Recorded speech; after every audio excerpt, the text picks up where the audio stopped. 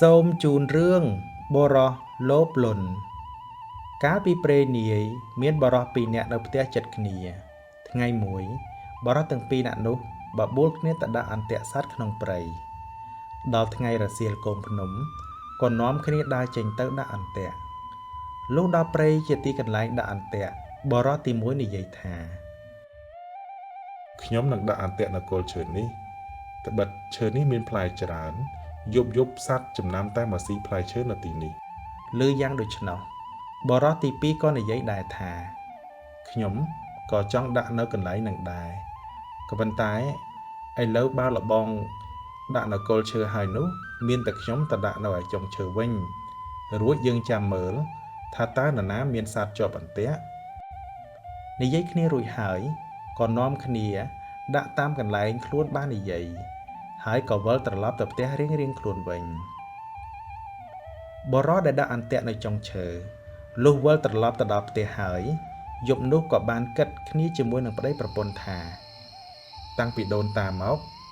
មិនដែលឮថាអ្នកណាដាក់អន្ទាក់លើចុងឈើ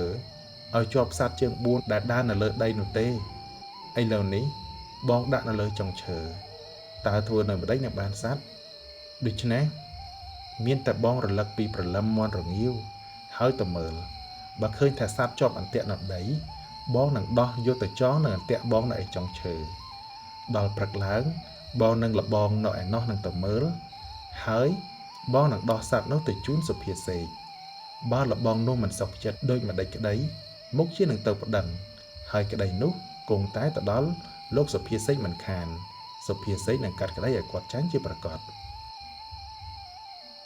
ប្តីប្រពន្ធគិតគ្នារួចហើយក៏ដេកទៅដល់មាន់រងាវបរោះទី1ក៏រលឹកពីដេកលុបមុខលុបមាត់ស៊ីស្លាម្លូហើយចេញពីផ្ទះដើរទៅកន្លែងដាក់អន្ទាក់ស្រាប់តែឃើញអន្ទាក់នៅឯដីជាប់បានសត្វឆ្លុះមួយក៏ដោះយកទៅចងនៅអន្ទាក់របស់ខ្លួនរួចក៏មកដំឡើងអន្ទាក់នៅឯដីដូចដើមវិញក៏ប្រញាប់ប្រញាល់មកផ្ទះលុះព្រលឹមស្រាងឡើងបរោះដែលដាក់អន្ទាក់នៅលើដីមកស្រែកហៅថាតោះលបងអើយយើងទៅមើលអន្ទាក់របស់យើងបរោះដែលដាក់អន្ទាក់លើចុងឈើឆ្លើយថាកុំរលាស់រលាំងធ្វៃលបងអន្ទាក់ខ្ញុំមើលទៅមិនសង្ឃឹមតែបានសត្វទេត្បិតអីខ្ញុំដាក់នៅលើចុងឈើក្រែងតែអន្ទាក់លបងទេមើលទៅបានជាប់សត្វតែបើថាលបងបានជាប់សត្វមែនសូមជួយចែកខ្ញុំបរិភោគផងពាក្យនេះជាពាក្យចំអស់ចំអន់ឲ្យលបងម្នាក់ទៀតដែលដាក់អន្ទាក់នៅលើដីតែប៉ុណ្ណោះត្បិតអ្វីគាត់បានដឹងការមុនហើយអ្នកទាំងពីរនិយាយគ្នាហើយក៏ចេញពីផ្ទះទៅលុះដើរដល់កន្លែងដាក់អន្ទាក់ស្រាប់តែមិនឃើញអន្ទាក់នៅឯខាងដីជាប់សត្វទេបែរជាឃើញអន្ទាក់នៅលើចុងឈើជាប់សត្វទៅវិញបរោះដែលជាម្ចាស់អន្ទាក់នៅចុងឈើនិយាយថាណមើលចុះមិនជឿខ្ញុំថាដាក់អន្ទាក់នៅគល់ឈើអញ្ចឹងវាមិនជាប់សត្វទេឲ្យដាក់ឲ្យចុងវិញឥឡូវមើលរបស់នរណាគេជាប់ណោះហើយក៏ឡើងទៅដោះសត្វនោះចុះមករួចអ្នកទាំងពីរត្រឡប់ទៅផ្ទះវិញឯបរោះដែលបានឆ្លុះនោះក៏ប្រញាប់ប្រញាល់ទៅជួបសុភាសេកហើយប្រាប់សុភាសេកថាបបិទ្ធលោកសុភាសេកដ៏ចម្រើនខ្ញុំហើយនឹងលបងម្នាក់ទៀតបានទៅដាក់អន្ទាក់រួមគ្នាខ្ញុំដាក់អន្ទាក់នៅចុងឈើចំណែកឯគាត់ដាក់អន្ទាក់នៅក្បែរគល់ឈើខ្ញុំជាមនុស្សវេកមិនស្មោះត្រង់ដែលបានលួចសត្វជាប់អន្ទាក់របស់គាត់យកទៅចងអន្ទាក់របស់ខ្ញុំហើយខ្ញុំគិតថាគាត់នោះនឹងមិនសុខចិត្តឡើយរឿងក្តីនេះគង់តែម្ដងលោកមិនខានសូមលោកមេត្តាកាត់ក្តីឲ្យខ្ញុំឈ្នះគាត់ចុះខ្ញុំនឹងដឹងគុណលោកនឹងជូនលោកនៅចំនួនជាច្រើនទៀតនាពេលខាងមុខដោយក្តីលុបលន់សុភាសេកក៏តបសម្ដីនឹងបរោះនោះថាអញទៅរកស្លាម្លូឲ្យឆាប់តាន់ពេលព្រឹកនេះបើវាមកប្តឹងអញនឹងបង្គាប់វាអញ្ចឹងដែរបើវាមកមិនតាន់អញនឹងកាត់ក្តីឲ្យវាចាញ់បានដោយងាយឯងប្រញាប់ទៅចុះឯបរោះដែលដាក់អន្ទាក់ក្បែរគល់ឈើលុះវិលទៅដល់ផ្ទះវិញដកដង្ហើមតូចធំមិនសុខចិត្តក៏ខំយកសេចក្តីនឹងទៅប្តឹងលោកសុភាសេកមែនហើយសុភាសេកក៏បង្គាប់គាត់ដោយបរោះទី1ដែរលុះព្រឹកឡើង បរោះដែលដាក់អន្ទាក់លើចុងឈើក៏យកអីវ៉ាន់ទៅដល់មុនរីឯបរោះដែលដាក់អន្ទាក់លើដីដោយខ្លួនជាអ្នកក្រតោកយ៉ាកលំបាក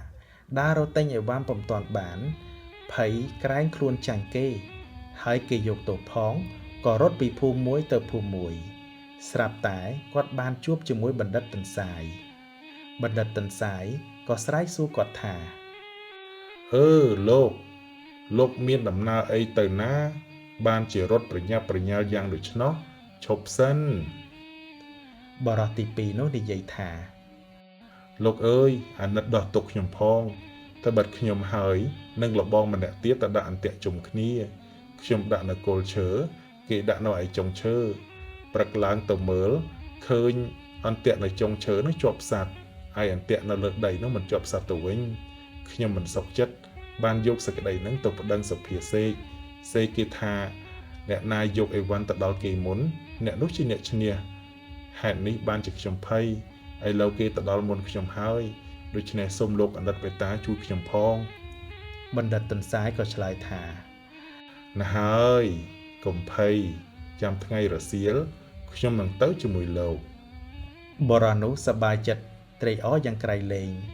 លុះដល់ថ្ងៃរសៀលបណ្ឌិតទន្សាយក៏ទៅផ្ទះសុភាសេកជាមួយបរិះនោះហើយសុភាសេកក៏ស្រែកសួរថាដូចម្ដេចក៏យូរម្ល៉េះ